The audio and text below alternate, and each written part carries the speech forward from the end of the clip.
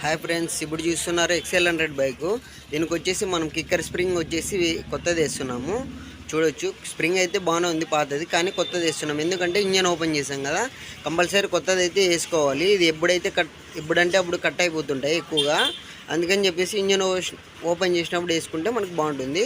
ఇప్పుడైతే మనం కొత్త స్ప్రింగ్ వేసుకున్నాము. అలాగే బుష్ వేసుకోవాలి. స్ప్రింగ్ వెనకాల మనం వాచర్ వేసాం, ఫస్ట్లో చూడొచ్చు. తర్వాత కూడా వాచర్ వేసుకోవాల్సి ఉంటుంది పైన. ఇప్పుడు వచ్చేసి మనం జేవుక్తో వచ్చేసి స్ప్రింగ్ అయితే ఫిట్టింగ్ చేసేద్దాము. దీనికి టైమింగ్ అయితే ఏముండదు ఫ్రెండ్స్, ఓన్లీ సాఫ్ట్ వచ్చేసి లెఫ్ట్ సైడ్ కంటే సరిపోతుంది. మనము టైమింగ్ మాత్రం ఏముండదు. ఇప్పుడు వచ్చేసి వాచర్ వేసి లాక్ వేస్తే కంప్లీట్ అయిపోతుంది.